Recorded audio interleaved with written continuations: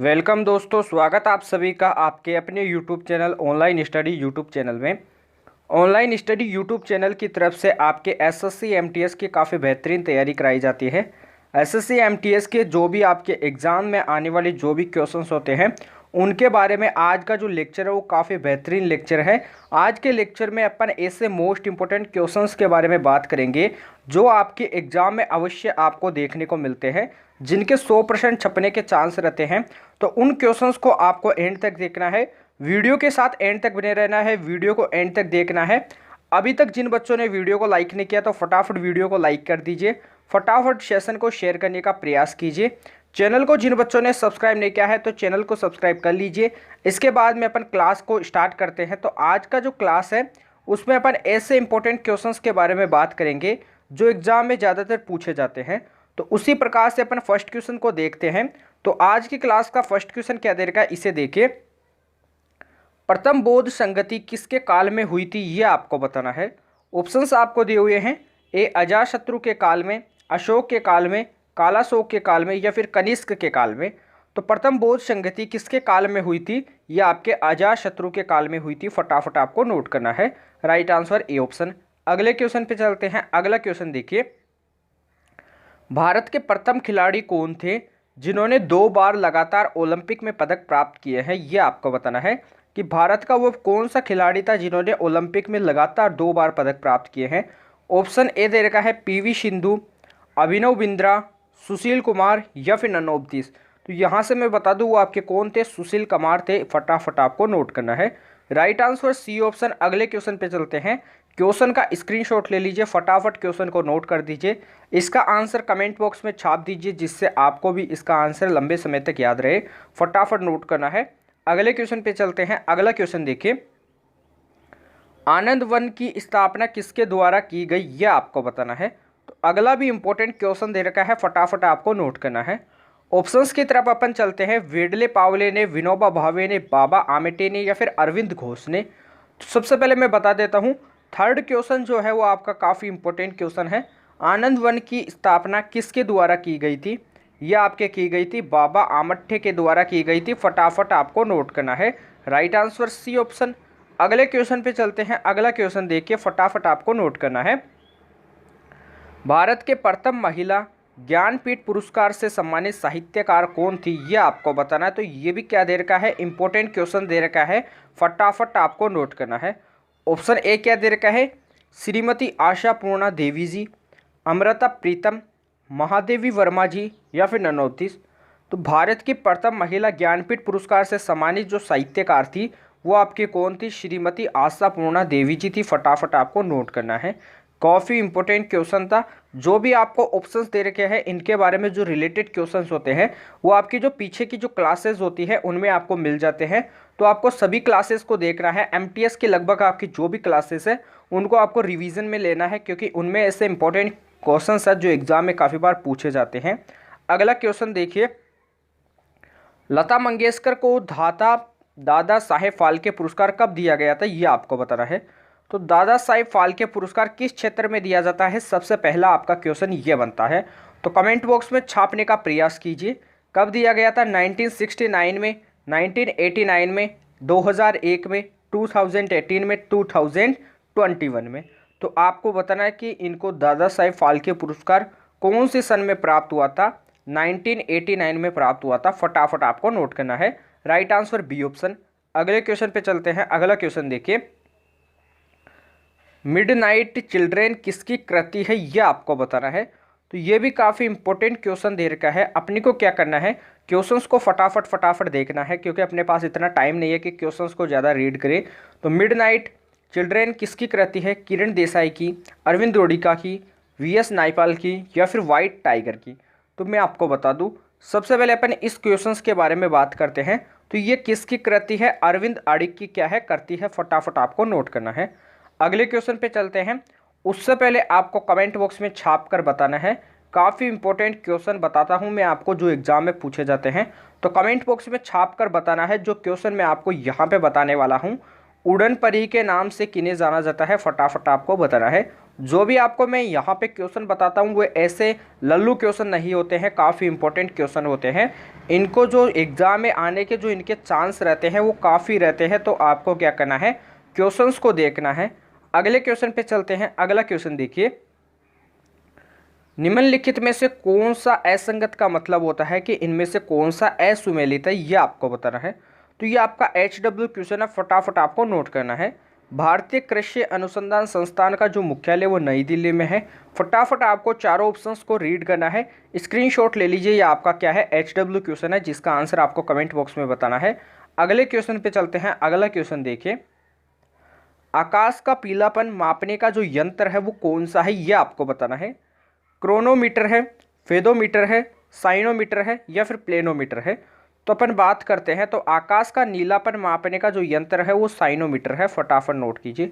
Fathometer समुद्र की गहराई को मापता है, ये भी आपको पता होना चाहिए। बेरोमीटर जो होता है वो वायु के दाब को मापता है, ये भी आपको पता होना चाहिए। और आपका एक और आ जाता है कि भूकंप की तीव्रता को जो मापने का जो यंत्र होता है वो कौन सा होता है, ये आपको बताना है। तो भूकंप की तीव्रता को कौन मापता है, सिस्मोग्राफ मापता है, ये भी आपको नोट करना है। तो अगले क्वेश्चन पे चलते हैं। अगला क्वेश्चन देखिए, अगले क्वेश्चन को सोल्व करने से पहले फटाफट वीडियो को लाइक कीजिए। अभी तक जिन बच्चों ने वीडियो को शेयर नहीं किया है तो फटाफट वीडियो को शेयर कर दीजिए।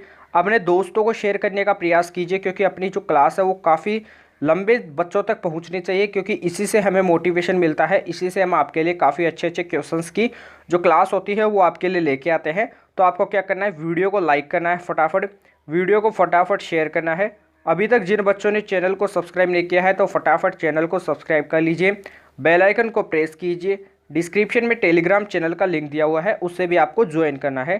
टेलीग्राम चैनल से आपको काफ़ी फ़ायदे होते हैं, जैसे आपके जो एग्ज़ाम ओरिएंटेड जो क्वेश्चंस होते हैं वो भी आपको टेलीग्राम चैनल पे PDF के रूप में मिल जाते हैं। इनके आंसर्स भी आपको मिल जाते हैं, जहां से आपका रिवीजन काफ़ी आसानी से हो जाता है। एग्ज़ाम टाइम पे भी आपको क्वेश्चंस एक ही जगह पे मिल जाते हैं। तो आपको टेलीग्राम चैनल को ज़रूर से ज्वाइन करना है। तो अगला क्वेश्चन क्या दे रखा है, इसे आपको देखना है। 5 मार्च 1931 को निम्न में से कौन सा समझौता हुआ था। जो अब क्वेश्चन आपको दिए हुए हैं वो काफ़ी लेवल वाले क्वेश्चन है, जो एग्जाम में काफ़ी बार पूछे जाते हैं। तो 5 मार्च 1931 को कौन सा समझौता हुआ था। इमर्सन गांधी समझौता हुआ था, हेले गांधी समझौता हुआ था, इरविन गांधी समझौता हुआ था या फिर गांधी साइमन समझौता हुआ था। तो मैं बता दूं 5 मार्च को जो आपका समझौता हुआ था वो हुआ था गांधी इरविन समझौता। आपने नाम काफ़ी बार सुना होगा, गांधी इरविन समझौता। तो राइट आंसर आपका सी ऑप्शन, फटाफट आपको नोट करना है। इससे जो भी रिलेटेड जो क्वेश्चंस होते हैं एग्जाम में पूछे जाने वाले, उनके बारे में भी अपन बात करेंगे डिटेल से। तो फटाफट आपको क्या करना है, वीडियो को देखना है, वीडियो के साथ एंड तक जुड़े रहना है। अगले क्वेश्चन पे चलते हैं। अगला क्वेश्चन देखिए, गांधी इरविन समझौते पर हस्ताक्षर कब हुए थे, यह आपको बताना है। तो गांधी इरविन समझौते पर जो हस्ताक्षर हुए थे वो आपके कब हुए थे, फटाफट आपको मैं बता देता हूँ।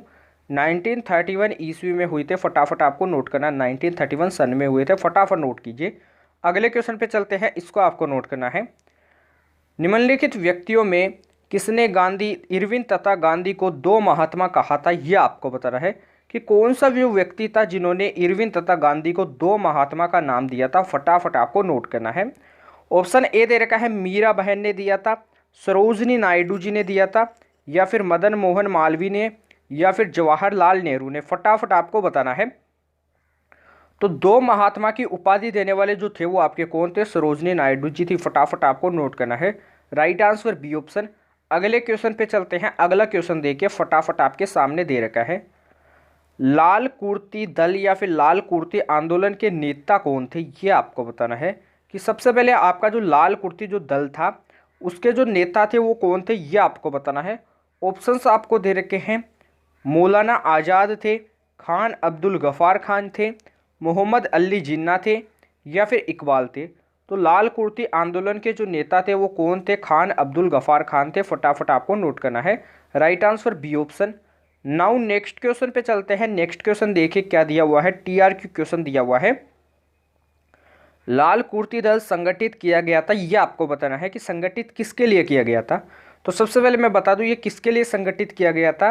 अंग्रेजों को निकालने के लिए क्या किया गया था, संगठित किया गया था। फटाफट आपको नोट करना है। अंग्रेजों को निकालने के लिए संगठित किया गया था, फटाफट नोट कर लीजिए। काफ़ी इंपॉर्टेंट क्वेश्चन है, एग्जाम में भी क्या होता है काफ़ी बार पूछा जाता है, तो फटाफट आपको नोट करना है, स्क्रीनशॉट ले लेना है। अगले क्वेश्चन पे चलते हैं। अगला क्वेश्चन देखिए फटाफट, 4 नंबर का क्वेश्चन दे रखा है, सुमेलित करके आपको बताना है।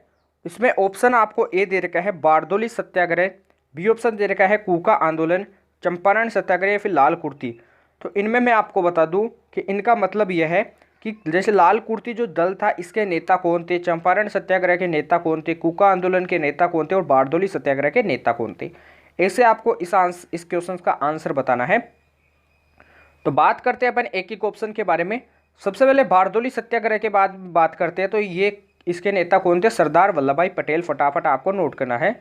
और कौन सी सन के थे ये भी आपको बता देता हूँ, कौन सी सन में हुआ था बारदोली सत्याग्रह, या फिर बारदोली सत्याग्रह के बाद में बात करते हैं तो ये 1928 का सत्याग्रह, फटाफट नोट करना है। कूका आंदोलन के बारे में बात करते हैं तो कूका आंदोलन आपके राम सिंह से क्या है, कनेक्टेड है, फटाफट नोट करना है। और ये आपके किस में 1872 सन का है, फटाफट आपको नोट करना है। चंपारण सत्याग्रह की बात करते हैं तो इसके बारे में तो आपने काफ़ी बार सुना होगा, महात्मा गांधी जी से रिलेटेड है, 1917 सन का। और लाल कुर्ती दल के बारे में मैंने आपको अभी बताया है, खान अब्दुल गफ्फार खान। तो बारदोली सत्याग्रह के लिए आपका कौन सा आ जाएगा, सरदार पटेल। कूका आंदोलन के लिए राम सिंह, चंपारण सत्याग्रह के लिए महात्मा गांधी और लाल कुर्ती दल के लिए आपका गफ्फार खान। फटाफट आपको नोट करना है, काफ़ी इंपॉर्टेंट क्वेश्चन थे। अगले क्वेश्चन पे चलते हैं। अगला क्वेश्चन देखिए, होम रूल लीग आंदोलन सर्वप्रथम किसने आरंभ किया था, यह आपको बताना है। तो सबसे पहले अपन इसके बारे में बात करते हैं। तो होम रूल जो लीग था इसके आंदोलन की जो सर्वप्रथम किसने आरंभ किया था यह आपको बताना है। ऑप्शंस क्या दे रखे हैं, सबसे पहले ऑप्शंस पे चलते हैं फटाफट। ऑप्शंस आपको दिए हुए हैं, एनी बेसेंट, सरोजिनी नायडू, बाल गंगाधर तिलक या फिर सुरेंद्र नाथ बनर्जी। तो मैं सबसे पहले बता देता हूँ कि होम रूल जो लीग थी इसकी जो प्रारंभ किया था वो किन्होंने किया था, एनी बेसेंट ने किया था। फटाफट आपको नोट करना है। इसकी स्थापना सर्वप्रथम किसने की थी यह आपको बताना है। यहाँ से सवाल पूछा जाता है कि इसकी स्थापना सर्वप्रथम किसने की थी। तो सबसे पहले इसकी स्थापना कौन से सन में हुई थी मैं आपको बता देता हूँ। इसकी स्थापना हुई थी अप्रैल 1916 ईस्वी में हुई थी। फटाफट आपको नोट करना है। और स्थापना करने वाला कौन था, बाल गंगाधर तिलक था। फटाफट आपको नोट करना है। आरंभ करने वाली कौन थी, आपकी एनी बेसेंट थी और स्थापना करने वाला तिलक था। तो दोनों से क्वेश्चन पूछा जाता है, तो फटाफट आपको नोट करना है, कंफ्यूज नहीं होना है इन क्वेश्चंस में। अगले क्वेश्चन पे चलते हैं। अगला क्वेश्चन देखिए, किस वर्ष भारत की राजधानी कलकत्ता से दिल्ली स्थानांतरित की गई थी यह आपको बताना है। ऑप्शंस ए दे रखा है 1901, 1905, 1911 या फिर 1912 है। तो किस वर्ष भारत की राजधानी कलकत्ता से दिल्ली स्थानांतरित हुई थी, वो सन आपकी कौन सी थी, 1912 थी। फटाफट आपको नोट करना है, 1912 राइट आंसर इसका। फटाफट नोट कर लीजिए। अगले क्वेश्चन पे चलते हैं। उससे पहले मैं आपको कुछ बताना चाहता हूँ कि कर्नाटक का जो लोक उत्सव है, कर्नाटक का जो लोक नृत्य है प्रसिद्ध, वो आपको बताना है। महाराष्ट्र का जो लोक नृत्य है प्रसिद्ध, वो आपको बताना है। इन क्वेश्चंस के आंसर आपको कमेंट बॉक्स में छाप कर बताने हैं। कल वाली क्लास में अपन ने ऐसे क्वेश्चंस के बारे में काफ़ी सारी बात की थी, तो फटाफट आपको कमेंट बॉक्स में छाप देना है। अगले क्वेश्चन पे चलते हैं। अगला टीआरक्यू क्वेश्चन देखिए, दिल्ली भारत की राजधानी कब बनी थी यह आपको बताना है। तो ऑप्शंस आपको नहीं दिए हुए हैं, ऑप्शंस अपन मान लेते हैं, जैसे आपके ऑप्शन पीछे वाले मान लेते हैं 1901, बी ऑप्शन मान लेते हैं 1907, सी ऑप्शन मान लेते हैं 1911 और डी ऑप्शन मान लेते हैं 1912 है। तो बताइए कि दिल्ली भारत की राजधानी कब बनी थी। ये बनी थी 1911 ईस्वी में बनी थी। फटाफट आपको नोट करना है। अगले क्वेश्चन पे चलते हैं। अगला क्वेश्चन देखिए, इससे पहले फटाफट जिन बच्चों ने अभी तक वीडियो को लाइक नहीं किया है तो फटाफट वीडियो को लाइक कीजिए और अपनी क्लास की जो अटेंड यानी क्लास में जो बच्चे आए हैं वो लाइक बटन को दबा दीजिए। अभी तक जिन बच्चों ने वीडियो को शेयर नहीं किया तो वीडियो को शेयर कीजिए। चैनल को सब्सक्राइब नहीं किया है तो चैनल को सब्सक्राइब कर लीजिए। बेल आइकन को प्रेस कीजिए। डिस्क्रिप्शन में टेलीग्राम चैनल का लिंक दिया हुआ है, उसे भी आपको ज्वाइन करना है। टेलीग्राम चैनल से आपको काफ़ी फ़ायदे होते हैं। एग्ज़ाम ओरिएंटेड क्वेश्चंस की आपको लिस्ट मिल जाती है, क्लास की जो पीडीएफ होती है वो भी आपको मिल जाती है। यहाँ से आपको काफ़ी फ़ायदे होते हैं, तो आपको क्या करना है, टेलीग्राम चैनल को ज़रूर से ज्वाइन करना है। अगला क्वेश्चन देखिए, कलहण की पुस्तक का नाम क्या है ये आपको बताना है। तो ये भी काफ़ी इंपॉर्टेंट क्वेश्चन दे रखा है। तो आपको ए ऑप्शन दे रखा है कि अर्थशास्त्र, तो सबसे पहले बात करते हैं कि अर्थशास्त्र किनकी पुस्तक का नाम है। कौटिल्य की पुस्तक का नाम है। अब आपको पता होना चाहिए कि कौटिल्य किनको कहा जाता है। चाणक्य को कहा जाता है। किन्हें कहा जाता है? चाणक्य को कहा जाता है। चाणक्य का नाम कौटिल्य भी है और इनका नाम एक और है, कौन सा है? विष्णुगुप्त। कौन सा है? फटाफट आपको नोट करना है, विष्णुगुप्त। फटाफट ये भी नोट कर लीजिए। इंडिका नामक पुस्तक के जो लेखक है वो कौन है, ये मैं बता देता हूँ। मेगस्थनीज है। कौन है? फटाफट नोट कीजिए, मेगस्थनीज है। फटाफट नोट करना है। पुराण के बारे में अपन बात नहीं करेंगे, अपन बात करेंगे राजतरंगिणी के बारे में। तो राजतरंगिणी पुस्तक के जो लेखक है वो कौन है? फटाफट आपको नोट करना है। कौन है? कलहण। तो राइट आंसर आपका डी ऑप्शन। अगले क्वेश्चन पे चलते हैं फटाफट फटाफट। अगला क्वेश्चन देखिए, राजतरंगिणी पुस्तक किससे संबंधित है ये आपको बताना है। तो आपको आंसर क्या दे रखा है, इसका आंसर यहाँ पे टाइप किया हुआ है, फटाफट नोट कर लीजिए। राजतरंगिणी पुस्तक किससे संबंधित है? कश्मीर के इतिहास से संबंधित है, आपको नोट कर लेना है। नेक्स्ट क्वेश्चन देखिए, पानीपत का प्रथम युद्ध किसके मध्य हुआ था ये आपको बताना है। तो ये क्वेश्चन आपको काफ़ी इंपॉर्टेंट क्वेश्चन दे रखा है, फटाफट आंसर कमेंट बॉक्स में छाप दीजिए। ऑप्शन ए क्या दे रखा है? बाबर और राणा सांगा के मध्य हुआ था। बी दे रखा है हेमू और मुगल के मध्य हुआ था। सी दे रखा है हुमायूं और शेर खान के मध्य हुआ था। डी दे रखा है बाबर और इब्राहिम लोदी के मध्य हुआ था। तो मैं सबसे पहले बता देता हूँ, पानीपत का जो युद्ध था इससे क्वेश्चन क्या क्या पूछे जाते हैं। एक तो पूछा जाता है कि पानीपत के युद्ध में विजय कौन हुए थे ये बताइए।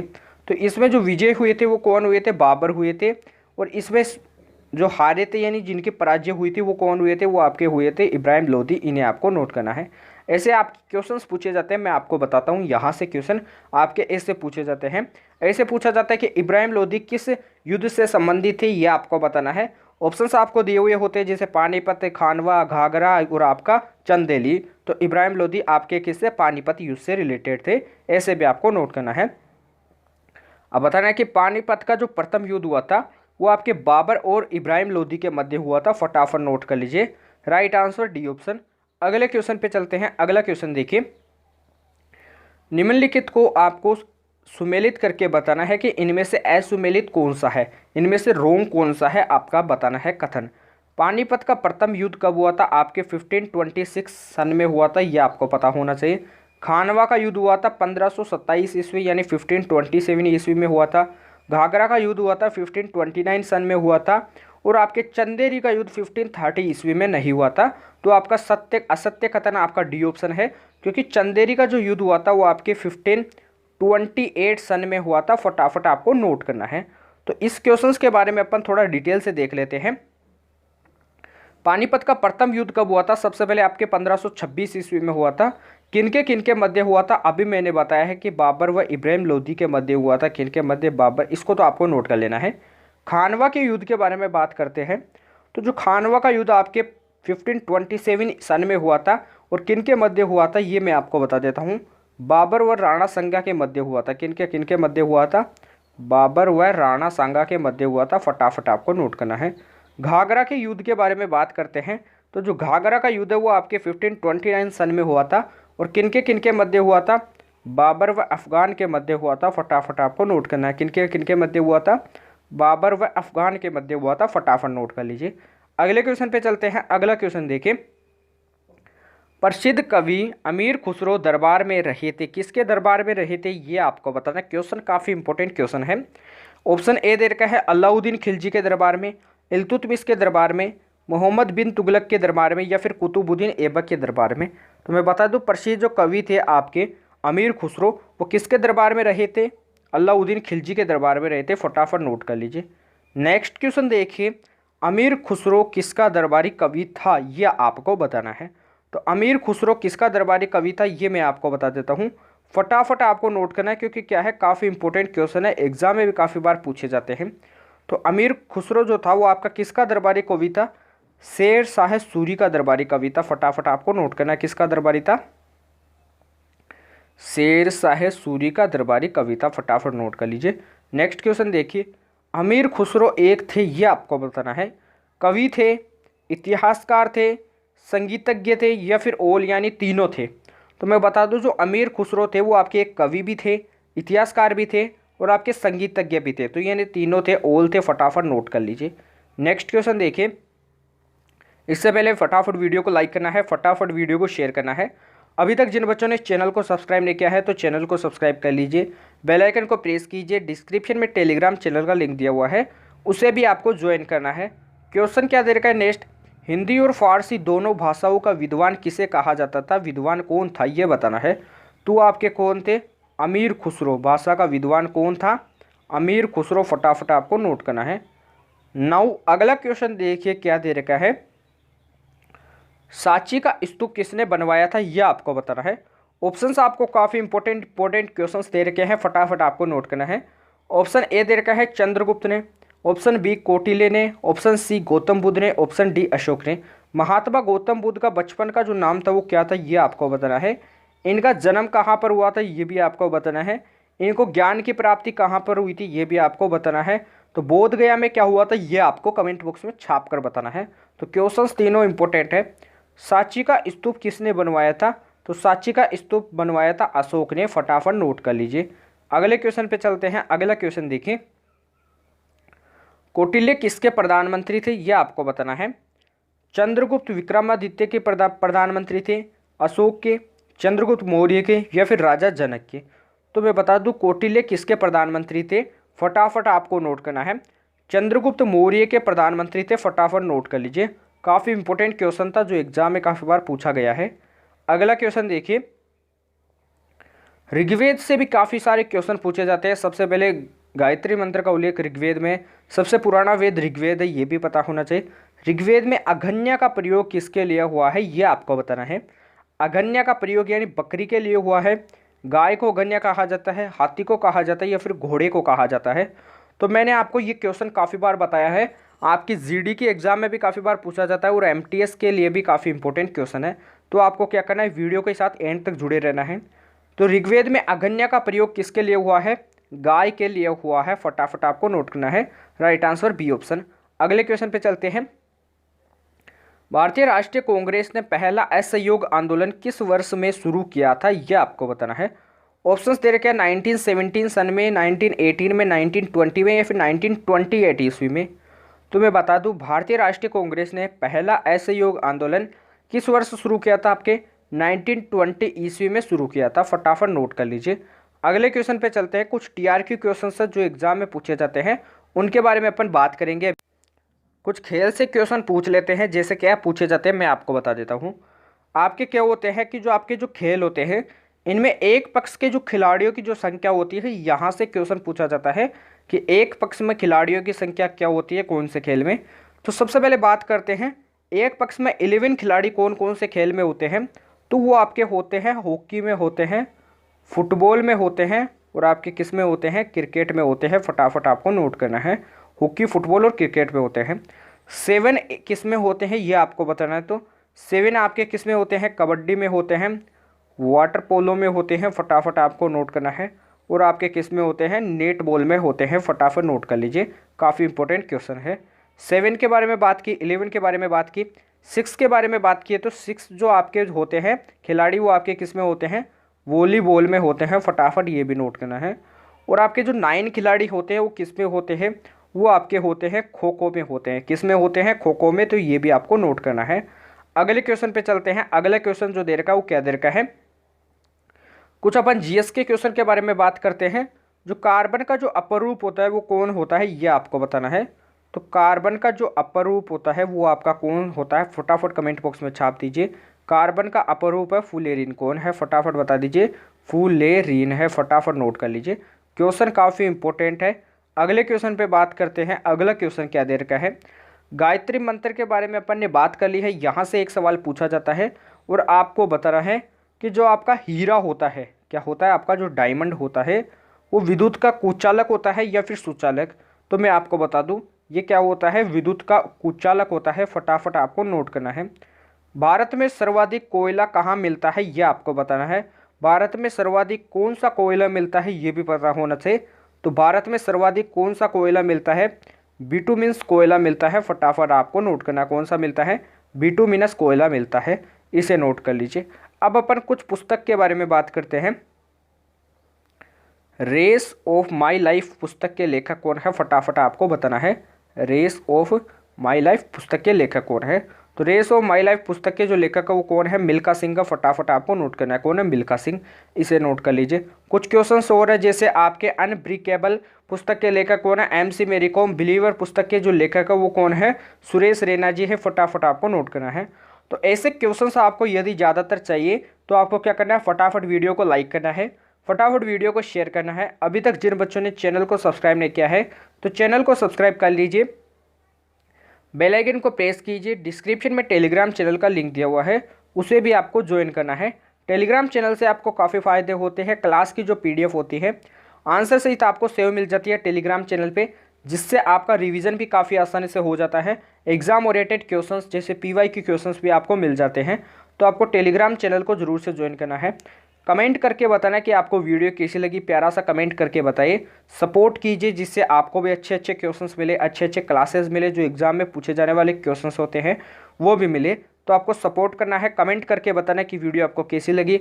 अपन कल मिलेंगे ऐसे बेहतरीन क्वेश्चंस के साथ, तब तक के लिए जय हिंद, जय भारत, धन्यवाद।